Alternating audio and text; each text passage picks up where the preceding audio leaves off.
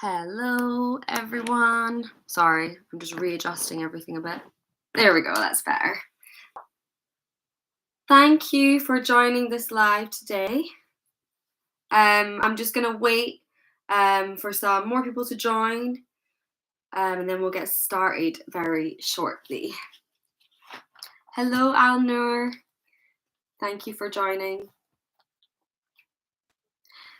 While we are waiting for some more people to join, please can you introduce yourselves in the chat, in the comments. Let me know where you are calling from.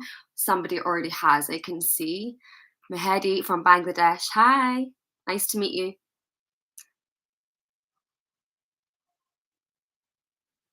Hello, everyone from Sri Lanka. Okay, thank you, everyone. Keep telling me where you're from. We can get a little chat going. Also, while we're waiting for more people to join, if you think you know anyone else that might enjoy this lesson, they might find it useful, then please share this video, pressing the share button at the bottom and sending them the link. Be good to get as many people as possible joining this lesson today, because it's quite an important one in English. Okay, let's see where some people are calling from. We've got people from Indonesia, from Pakistan, from Brazil, Spain, Rwanda, as always from so many different places. It's great. So I'll just introduce myself. My name is Lizzie and I am a teacher on Cambly, and I sometimes teach these live lessons on Sunday and Wednesday. We have them on Wednesdays and Sundays now. They used to just be on Sundays, but now on Wednesdays as well. And today we are going to, as you can see, this is our topic and it was in the title of the video. We're going to talk about word stress and the importance of word stress in English. So this is a pronunciation lesson, which obviously I can't hear any of you guys. So I'll just have to pretend that I can hear you pronouncing things correctly when I'm teaching you it. But I'm also going to give you some tips about ways that you can practice this further and build on the skills and the theory that I'm going to teach you today. Let me just see again where people are calling from while a few more people join. On time today because my math class has been cancelled. Oh, well, I'm sorry your math class is cancelled, but I'm glad you're here on time. It's nice for us to have you here. So many people calling from different places. I am teaching this live lesson from the United Kingdom. And someone's saying, what's your name? My name is Lizzie. And I'm going to be with you for the next wee while teaching this lesson. I think we'll get started because I think it seems like most people have joined. Some people are still joining, but yeah, we'll get going. So as always, I'm going to teach the lesson. I will have some questions for you throughout to test you on what I'm teaching you. So please use the chat function to answer. Also, if you have any questions, I'm going to give you some time at the end, and you can use the chat function to ask those questions as well. What else?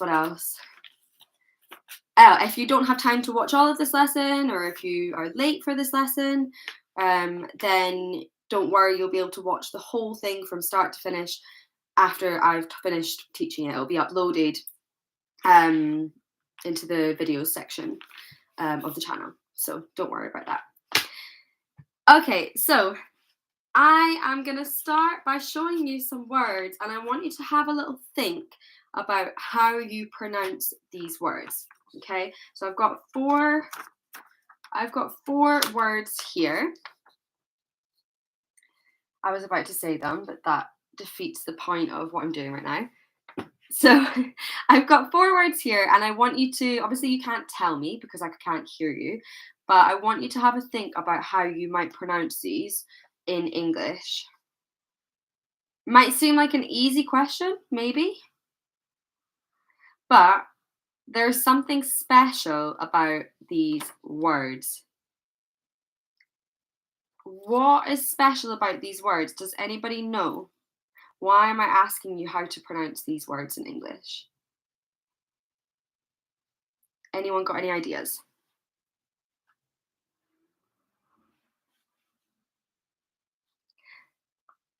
Don't worry if not, because I'm going to tell you, and it's going to be a lot.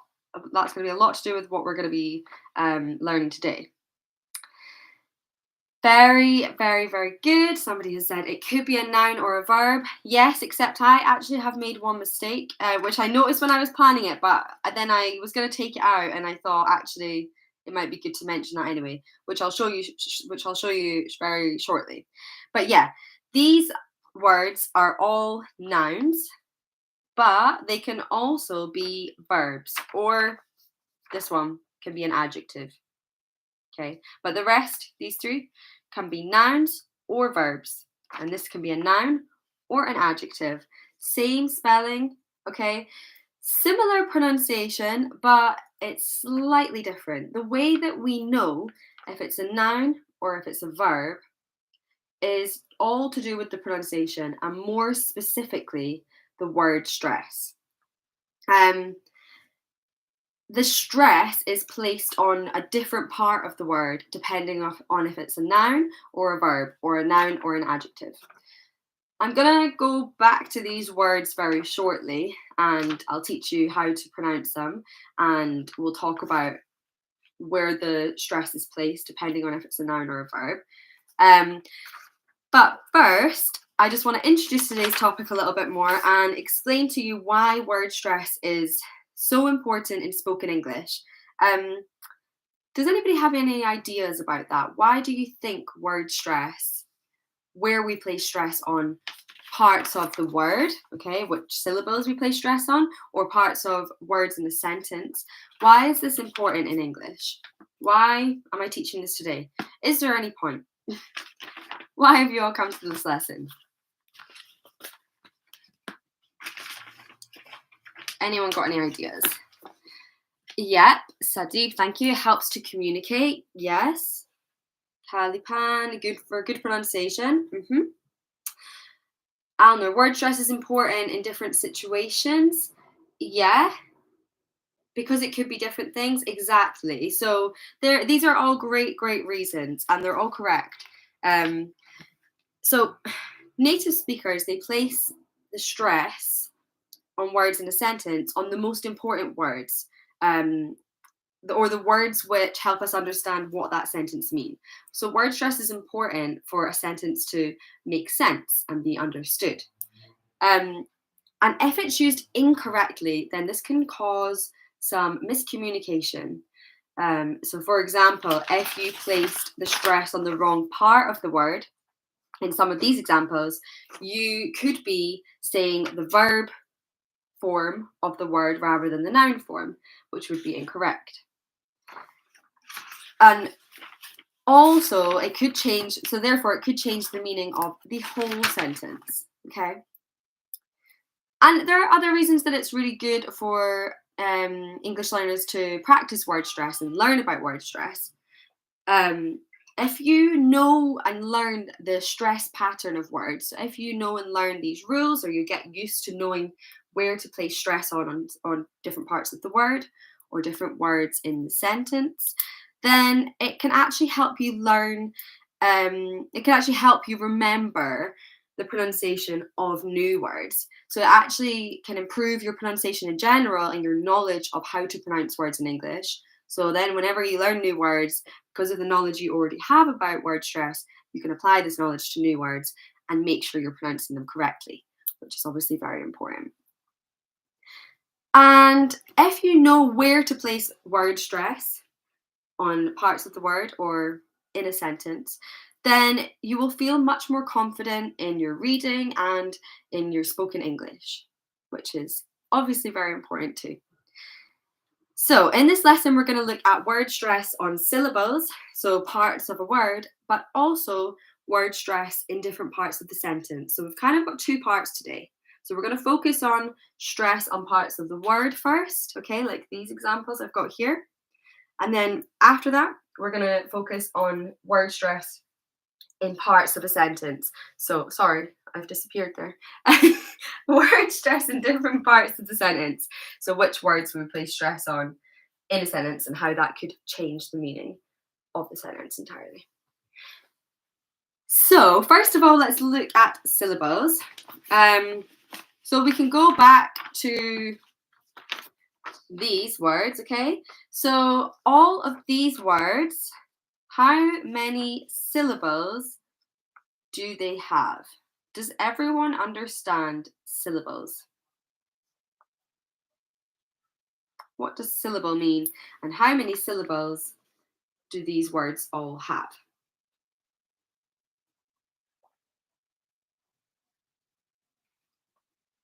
Two, yes, exactly. So, for example, if you're unsure about how many syllables something has, something I always do when I'm teaching this with my younger students as well, or beginner students, is we kind of clap out the word, okay? So you would say the word and you'd clap out and you'd go contract, okay?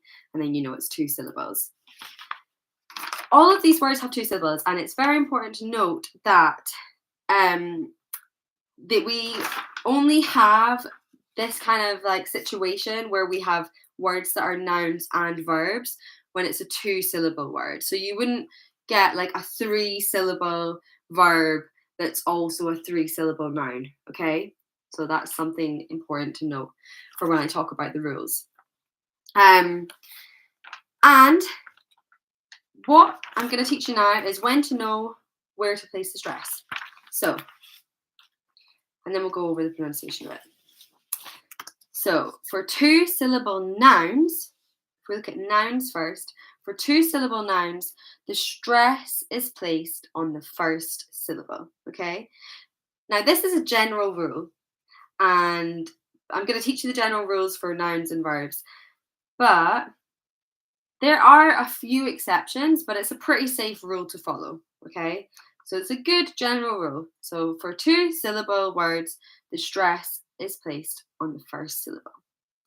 So if we look at these words again, if we're saying these all as a noun and the stress is placed on the first syllable, would it be, I'm going to say it two different ways, okay, for the first one, and I want you to tell me if it's the first way I pronounce it or the second way I pronounce it, okay? So I want the stress to be on the first syllable.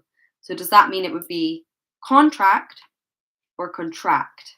Okay, the first one I'm saying contract, or the second one contract. Which one? In which example did I place the stress on the first syllable? Yes, number one. Okay, so I placed the stress here. Contract rather than contract. Yeah?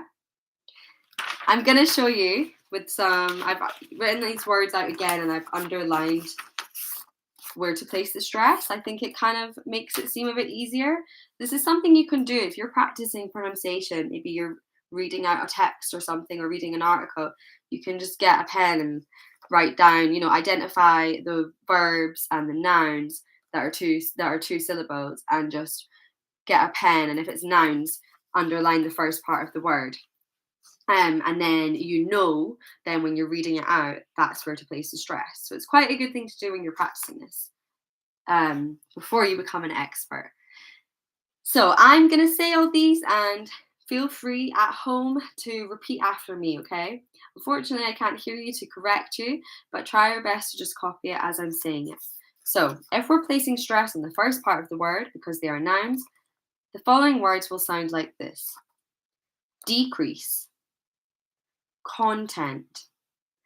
Remember, the reason that I've scribbled that out is because this is an adjective and a noun, so it's fine in this one. But in my next example, you'll see that it shouldn't be there. But I've left it in because I want to mention adjectives very briefly as well. So, decrease. The second one, content. The third one, contract. The fourth one, object. This one, which I can't see because it's upside down for me, record. And this one, present. Okay, So notice that the stress is placed on the first part of the word. I'll show you examples shortly of the verbs, and then we'll go back to both of them and compare them so you can hear the difference. I know that this can be quite difficult when it's something you are learning for the first time, if it's something you're learning for the first time, but with practice, it does become much easier, I promise you.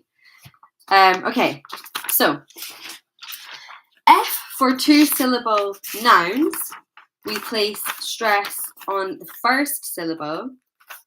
Where do you think we place the stress for two-syllable verbs? I mean, there's only two syllables, so it must be on the second syllable, okay? So for two-syllable verbs, the stress is placed on the second syllable. And this is when I'm gonna mention adjectives as well. For two-syllable adjectives, the stress is usually placed on the second syllable as well, okay? So for nouns, first syllable. For verbs and adjectives, some adjectives, second syllable. Sanam, I'll go through the verbs, and then afterwards I will go through both together at the same time, and I'll repeat again for you. Don't worry. Okay, so let's have a look at these verbs and adjectives. That's just me making a mistake when I'm planning. Sorry. That's a good thing for you to see, though, because, of course, native speakers can make mistakes too. Right, so second syllable, we're placing the stress here.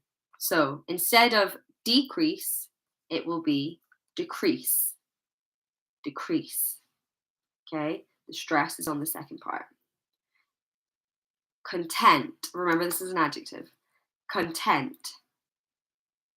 And for the other verbs, contract. This one, object. This one, record.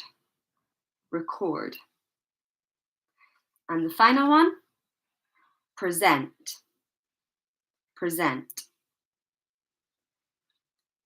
Please let me know for you guys, is it obvious for you to hear where the stress is being placed? Is that something that you find difficult to notice when native speakers are saying a word? Do you notice where the stress is being placed, or do you find it quite hard to identify that? Let me know, because I know for some people it can be quite difficult. What I'm going to do now is I'm going to show you them together. So these ones are all nouns in the blue, okay? These ones in the pink, purple, are all verbs and one adjective. So for the nouns, the stress is placed on the first syllable. For the verbs or adjectives, the stress is placed on the second syllable. So let's say each of these and compare them, okay? So we'll go like this one, and then this one, and this one, and then this one. Yeah? So you can repeat after me. The first one, first noun, decrease. Decrease. The verb, decrease. So decrease, decrease. Okay, the second noun and adjective, content, content. Content, content. Okay, this next noun, contract, contract. Contract, contract. Okay, this one, object, object. Object, object. This one, record, record. Record, record. And the last one, present, present. Present, present. Okay, Hussam has a very good question, which I think I need to make something a bit more clear for you guys. Why is there a difference in the pronunciation? Why can we not just say them the same? The reason is because these ones are nouns and these ones are verbs. When these words are nouns, they have a different meaning from when they are verbs, or they have a different function, okay? So if we look at some examples of the meanings just for you, just for you to see that a bit clearer, we have here a noun, contract, okay? Contract. This is a noun. A contract is an agreement, an official agreement that you might have between yourself and an employer or a business. It's an official agreement that you sign to talk about your rights, maybe your pay, maybe different terms, okay? That is what a contract is, okay? If we look at this word here as a verb, contract, it has a completely different meaning. It means to expand, to get bigger, okay? Yeah. Contract, contract, okay? So that's why it's important. That's why we pronounce them differently, so that we know which one we're saying. Are we saying the noun or are we saying the verb? Let me show you another example. For example, this one as a noun, record, record. This is an, I guess it's to do with music, a song, but also you could talk about like a record, which would be like really old fashioned, like in the past, like a vinyl record. Does that make sense? I really wasn't sure how to explain that. I really want to show you a picture. And then as a verb, record, that would be like to record a video, okay? To record a song. Okay, so again, just to recap, if it's a noun, we place the stress on the first part of the word, the first syllable.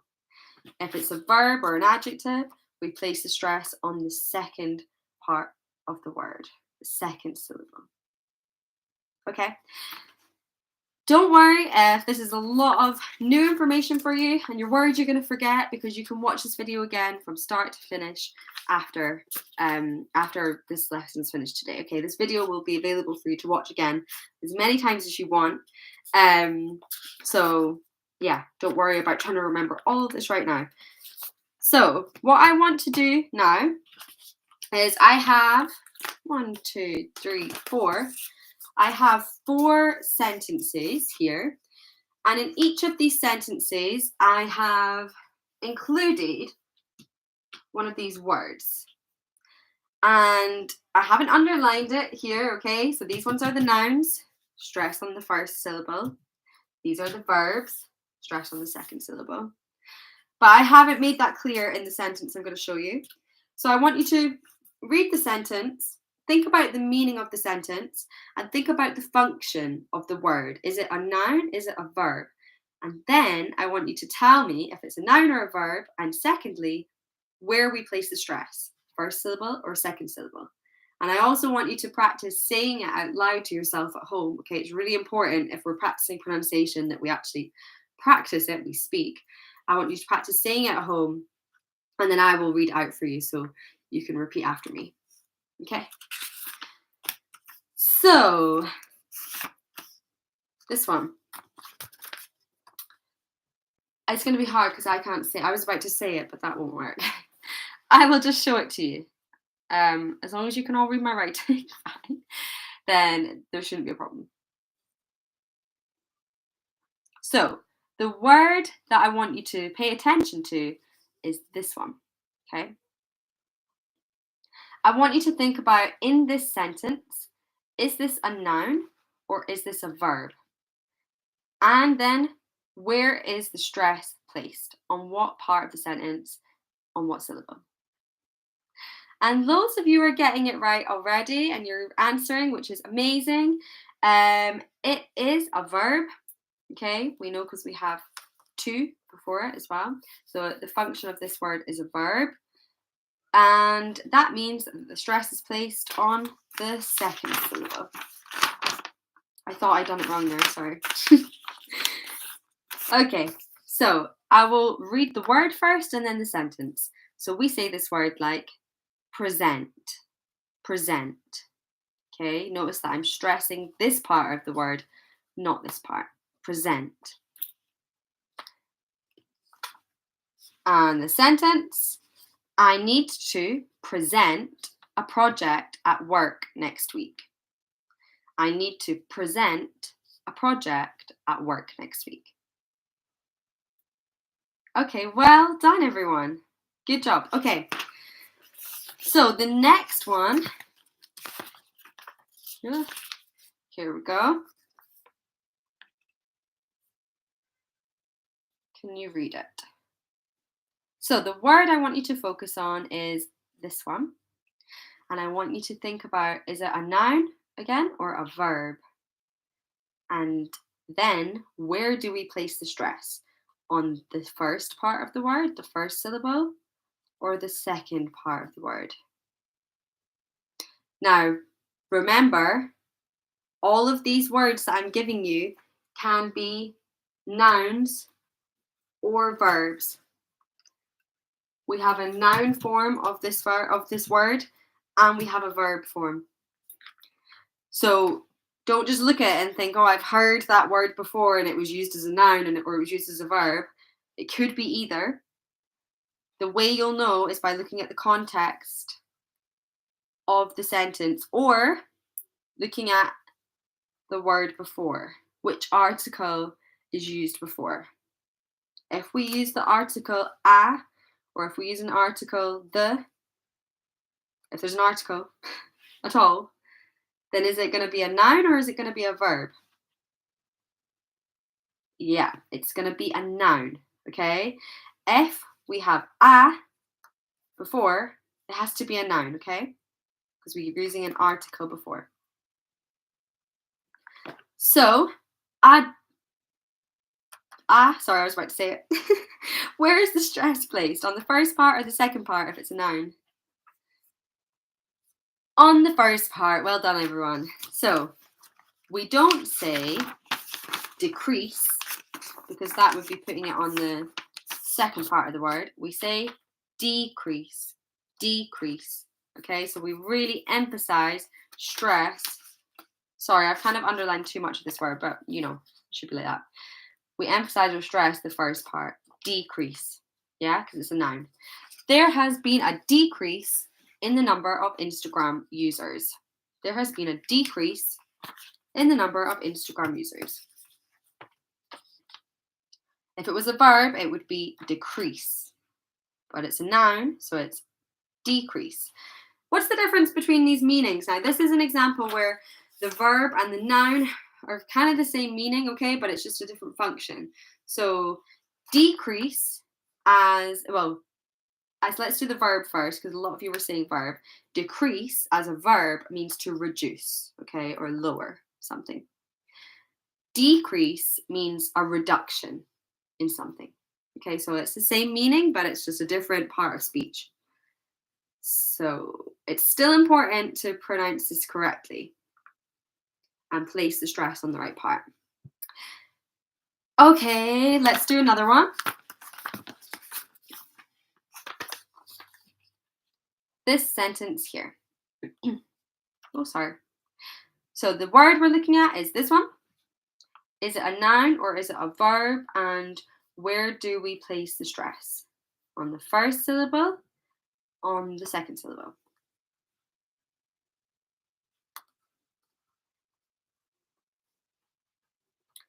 Lots of you are getting the right answer, which is amazing. So yes, it is a verb. In this sentence, it's used as a verb. And so the stress is placed on the second part. So we'd say record. If it were a noun, we would say record. But it's a verb, so it's record. Stress is placed here. So the sentence is, let's record a video together. Let's record a video together. Well done. Okay, and the final one I'm going to ask you today, test you on, is this one. Now, we did see this word already, but I've got it in here again. Is it a noun or a verb here? And where do we place the stress?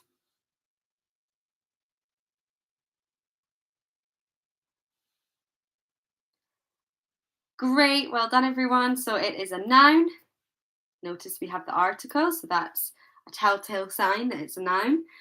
And I'm sure you also know what this means because we've got her birthday, so we can tell from the context as well. We know that it's a noun, which means that the stress is placed on the first syllable. So rather than it being present, which would be a verb, present, we place the stress on the first syllable, so it sounds like present, present, present, present. I bought her a present for her birthday.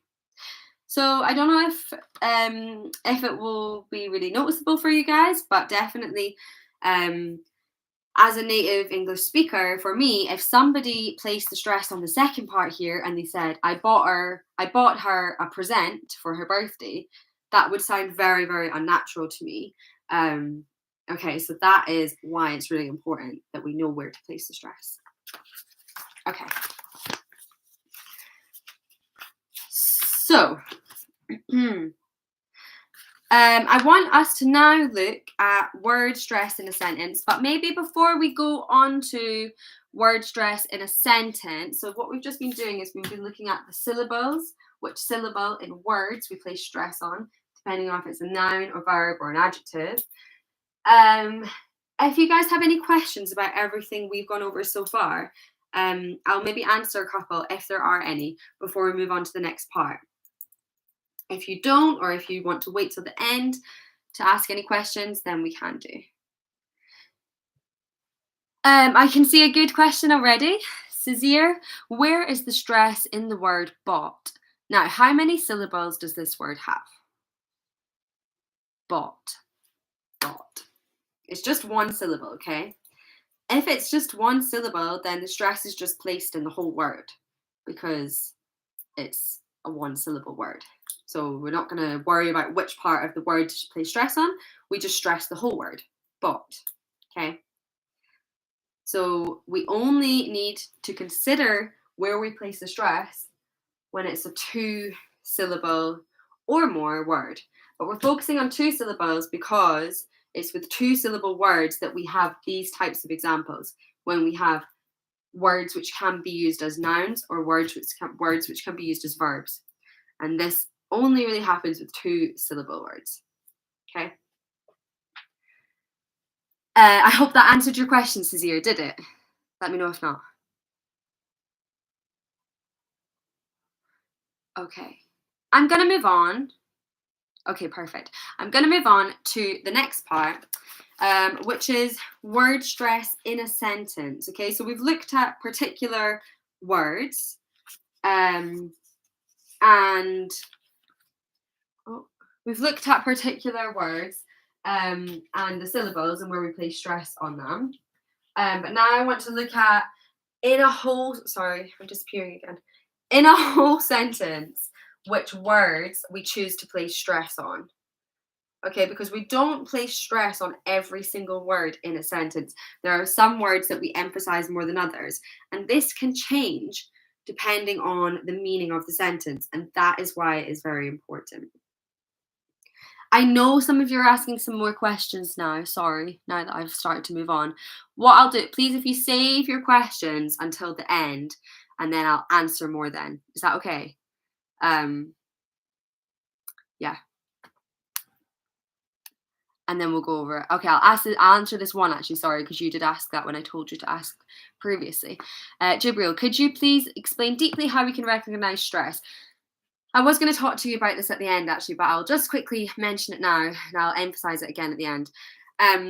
Word stress can be difficult. It can be difficult to hear word stress, to notice it, to notice when native speakers place stress on different parts of a word or a sentence. For me, my advice to you would be do as much listening in English as possible. So watch, YouTube videos, listen to podcasts. That's the best thing to do, is to just listen to as much English, expose yourself to as much English from native speakers if possible, as possible. Scheduling a lesson with a teacher on Cambly is also great if you can do that, because you're communicating with native speakers, and just really, really focusing on listening out for where they place stress on words. And the more you get used to listening out for that and noticing it, you will find it much easier. It does take time. Like with anything, when you're learning a language, there's a lot of parts that can be quite difficult and take you a lot of time to master. And this is something that can be quite difficult. It can take a lot of time, especially if in your native language you don't use word stress so much. So it's something then that's quite new for you. But it is really important. So it is important that you make an effort to get used to hearing word stress, which means that you will then also know when to place how to use word stress correctly yourself. So not only will you be listening and understanding better, but you'll also be able to speak better. Okay, I hope that helped. I'm going to answer more questions at the end. So please save some more questions for the end. But now we're going to look at word stress in a sentence. So this is also really important. It's important for these examples because when we have a situation where it can be a noun or a verb, it's important so we know that we are pronouncing it as a noun if it should be a noun, and a verb if it should be a verb. Sorry, let me just close my curtain a little bit. The sun's coming in. Yeah, it's better. But it's also important in a sentence because the meaning of a sentence can change entirely if we place stress on different parts of the sentence. So depending on where the stress is placed, which words we place the stress on, the entire meaning of the sentence can change. So this is really important. You might end up saying something or communicating something to someone and they understand what you've said to be a completely different thing from what you meant. And that's just because you've not used word stress correctly in a sentence. So let's have a look. The best way to explain this to you and teach you this is to just show you through examples. So here we go. We have a sentence here. And this sentence can change. Let me see if I can open this now. No, I can't. Is the lighting okay, guys? Tell me if it's too dark with that closed. But I noticed the sun was shining in, which is obviously lovely. I'm not complaining about the sun, but obviously not great. Let me know if the lighting's okay still. I don't know if I need to change anything. So in this sentence, if we place stress on different words, it can change the meaning. I'm going to need to show you examples. And what I've done is I've underlined different words in each example. And thanks, guys, for letting me know about the lighting. I'm going to show you different examples of when we place stress in different parts and how it changes the meaning. So here I've underlined the word I, which means that we want to place emphasis and stress on this word. Let me read it how you would say this sentence. I never said she stole my bracelet. I never said she stole my bracelet. This means what you're saying here is I didn't say that she stole my bracelet. Maybe someone else said, okay? Maybe my mom said she stole my bracelet, or my brother said she stole my bracelet. It wasn't me that said it. It was someone else. Yeah? So this is what this sentence would mean if we're placing the stress on I. Let me show you an example. Again,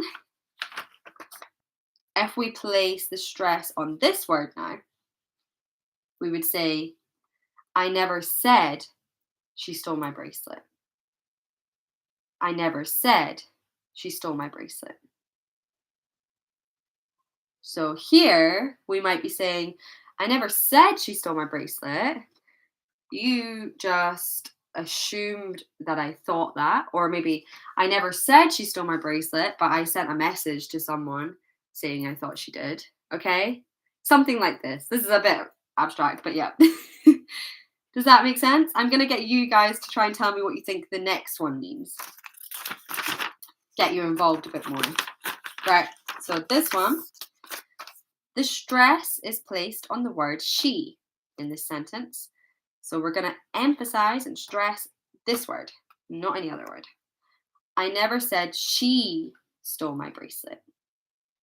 I never said she stole my bracelet. What does this mean? What are we trying to express if we're placing the emphasis on she? What could another option be here? I never said she stole my bracelet. What am I saying here?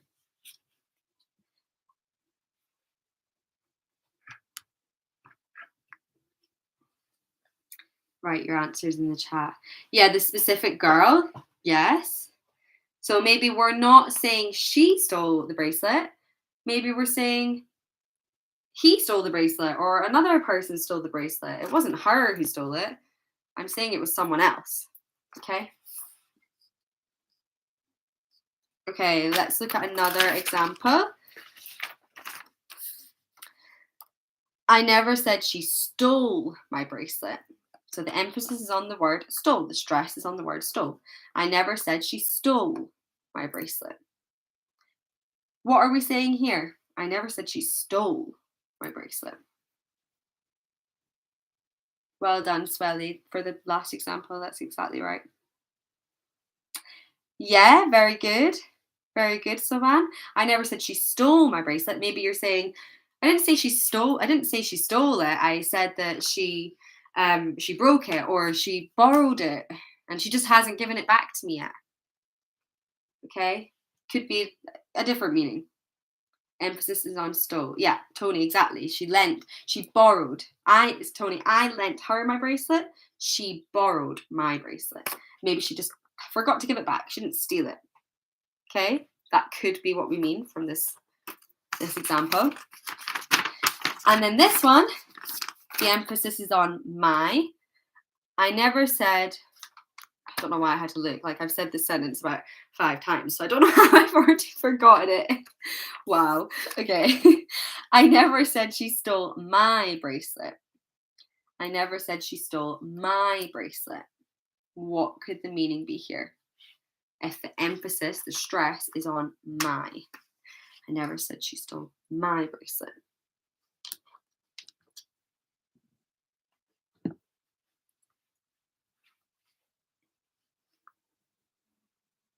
Yeah, good, Cizir. Maybe my mother's, maybe my friends, my sisters, okay? Someone else's. I never said she stole my bracelet. I'm saying she stole my friend's bracelet, okay? Someone else's bracelet. It wasn't mine. That's what we could mean from this. And actually, I haven't given you the last example I've written down. I don't know why. But if we place the emphasis on the last word, bracelet, I never said she stole my bracelet. What could we mean here if the emphasis is on bracelet? As a final example.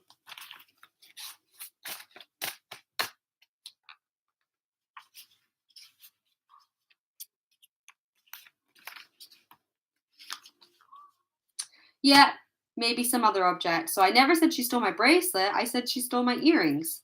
Or I never said she stole my bracelet. I said she stole my ring or my t-shirt. I don't know. Anything. My watch. My diamond. Yeah, exactly, Tony. Okay, I have a good question here from Cizir. I'll just answer that now because it is related to what we're talking about. And they asked, what if we put stress on more than one word in the same sentence? Of course you can do that. We do that. I'm showing you as an example here when we place the stress on one of them just to highlight how it can change. But it would just be the same thing. You would just have 2 things going on rather than one. So you might say, I never said she stole my bracelet. I guess you're saying I didn't say that and it wasn't my bracelet. Okay, you're saying 2 things at once, or that wasn't a very good example. We'll do another example. If you said, I never said she stole my bracelet, okay, you're maybe saying it wasn't mine and it wasn't anyone's bracelet, okay? You can place the stress in different parts of the word. This isn't a very good example to show you that. But we do place stress on different parts of the sentence, not words, sorry. And it's just on the words that we want to place emphasis on, okay? When we want to emphasize certain words to make them stand out for certain reasons, because they're the important words, then yeah, it can be on different words in the sentence. Okay, Now, I want you guys to just practice this a little bit more. I have a sentence. I just thought, yeah, I was going to get rid of this because I drew this car. And I thought that is really embarrassing and I can't actually show anyone that in the live lesson. But then I thought it might make someone laugh, so I decided to keep it. But I'm terrible at drawing. It's not my Hey Sam, this is a car. Of course it's a car. What else could it be? The next Picasso, thank you. So let's avoid the car because the car is not important. The sentence and the word stress is what we need to focus on, not the car. So we've got she bought a new car. Okay. If we place the stress on different words, we emphasize different words in the sentence, it could change the meaning. For example, I want you to try and say it yourself and then I'll say it afterwards and then you can repeat after me. If we place the stress on she, I want you to just at home, I want you to say how you would say this. Practice it. Practice saying this sentence, placing the word stress on she, emphasizing she. So it's she bought a new car. She bought a new car. Okay? We're emphasizing that it was she, it was her. It wasn't anyone else. It was her who bought the new car. Okay, now I want you to practice placing the stress on bought. Okay, so practice saying it at home first, and then I'm going to say it. So it would be, she bought a new car. She bought a new car. Maybe here we're saying she bought a new car. She didn't, I don't know, borrow a car, steal a car. She bought it with her own money. She wasn't given it as a gift, maybe. Okay, now try and place the emphasis on new. New. She bought a new car. She bought a new car. Okay, here we're saying she bought it new. She didn't buy a second-hand car, maybe. She bought a new car, brand new. Yeah? And then finally, if we place the stress on car, I want you to practice first. She bought a new car. She bought a new car. Okay, she bought a new car. She didn't buy a new bicycle or a new motorbike or a new, I don't know, perfume, anything. She bought a new car. Okay? Okay. Well done, guys. So, as you can see, we place stress on the words we want to put emphasis on, okay? The words that we want to make more important in a sentence to get the meaning across. So, English speakers, we use stress and intonation a lot.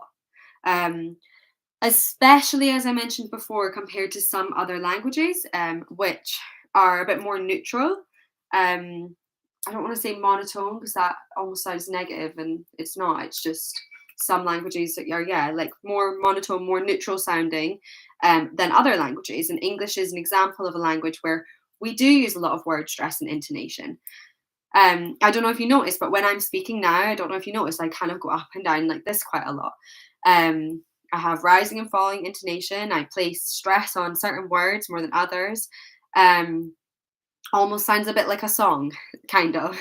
And in some languages, it's not like this so much. So that's why it's important for you to understand the importance of word stress, to be able to recognize it, and also practice doing it yourselves when you're speaking. You can speak in English in a kind of neutral way and still be able to communicate and get your message across, but you're not going to flow as well. You're not going to sound as natural or like a native speaker or as fluent. And also, at worst, sometimes there will be some miscommunication because you might then pronounce it as the wrong part of speech, so the wrong form of the word. Or you might get the meaning a little bit wrong and you might end up trying to tell someone that they stole your bracelet or something when actually you didn't mean that. Okay, so it is important, as you can see. So Sorry, I'm just getting. That's all I wanted to go over today for in terms of practicing stress. I'm just wondering if there's anything else important that I wanted to mention before we go on to questions.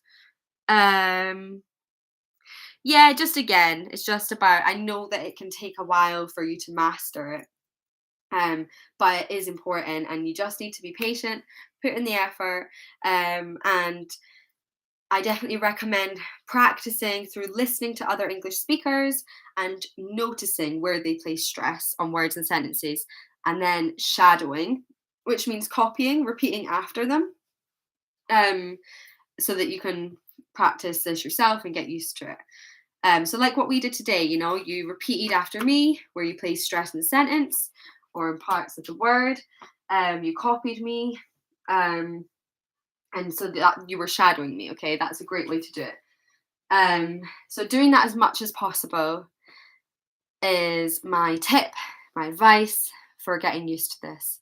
Now that you know the theory, okay, now that you know the importance of it, and now that you know these kind of general rules, now what you should be doing is practicing this as much as you can. I'm going to answer a few questions before I end this lesson. Let me see. So any questions about word stress or stress in a sentence, please ask. Let me just see.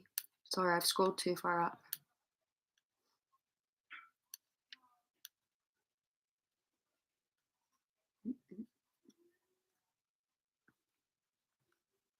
Where a lot of you are asking about my own pronunciation and where I'm from.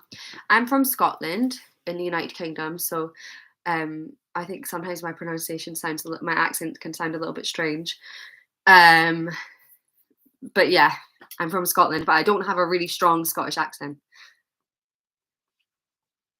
Do you recommend a book as a reference? I think if you want to learn about the theory, if we're talking about pronunciation, if you want to learn the theory like what I've taught you today, then yeah, books are fine. But for pronunciation, the best thing you can do really is use materials where you're listening to English speakers saying words, or even practicing with a teacher is the best thing to do. To have a teacher or a coach to practice your pronunciation, it is the best thing for you to do. I know that's not always possible for everyone, so if you can't do that, then and you can only self-study, then watching YouTube videos of English speakers, even just like vlogs and things. They don't have to be talking about English, but it's just, or podcasts that are in English or films.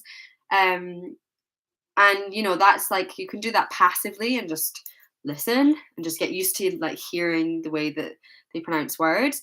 But also you can do that actively. So you could say, okay, today I'm going to study word stress, and so I'm going to listen to this podcast or watch this YouTube video, and I'm going to pause it throughout, and I'm going to listen to like a few words or sentences, and then pause it and think, okay, where was the stress in that part of the word, or where was the stress placed in that part of the sentence? Notice it, maybe write it down, then repeat it, practice it, copy what they say. This would be the best way to study this by yourself. Okay, do you have a podcast to advise? I do think like if you're just wanting to practice pronunciation, there are lots of like English podcasts, like BBC has some. Obviously, like for educational videos, there's so many on YouTube. Even Cambly, we have so many videos about different things. But if you just want to practice your listening and pronunciation, it's quite good to sometimes just listen to like YouTubers, vloggers, people who just like talk about random things. But what I would say is just any topic you're interested in your own culture or in your own like language, and that you would normally listen to podcasts or watch YouTube videos about, then just find them in English. So anything that's a topic that interests you, find that, because then it's going to make it more fun for you. So yeah, just search topics that you're interested in and just listen to those, or just search like vlogs and stuff, because I think that's a great way to hear sort of natural spoken English. Okay, any more questions? Where do we put stress in the word orange? Orange. On the first syllable, orange. So with things like that, the word orange, it's not like an example like these ones where it can be used as in a different part of speech or as a different function. But it's what am I saying? But it's still important to place the stress on the right part of the word, because it would sound weird if we said orange. Okay, it almost sounds like the French form of the verb, which is like, or a form of the word, which is orange. That's my French for you today. Finally, guys, I just want to talk to you very quickly about Cambly, because as I mentioned throughout the lesson, the best way, if possible, to practice pronunciation and word stress in particular is to study with a teacher, because then they can correct you if you make mistakes straight away. Like, you have that confirmation that you're getting it right because you've got someone there telling you if it's right or wrong. And they can also give you some useful tips and resources, and you can repeat after them and do shadowing, like I said, but then you're also getting feedback and corrections.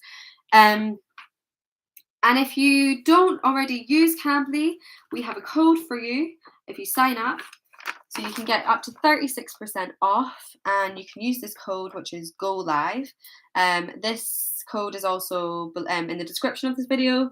And I think there's a link there as well. There's a link to my Cambly profile too, if you want to have a look at my profile and my availability for lessons. But there are also so many teachers on Cambly for you to practice with. So yeah. Okay, guys, when's the next class on YouTube? The next Cambly live lesson on YouTube will be on Wednesday. It won't be with me, but it will be with one of our other teachers. But I will be back. I will see you again. But we have lessons every Wednesday and every Sunday. Thank you, everyone, for joining this lesson. I hope it was useful. If you have any more questions, feel free to comment on the video once it gets posted, and we'll try to answer your questions for you. And if you thought this lesson was useful, please share it with other people and like it as well, so then we know to do more lessons like this. Have a lovely rest of your day, evening, and thanks again for joining. Goodbye, everyone.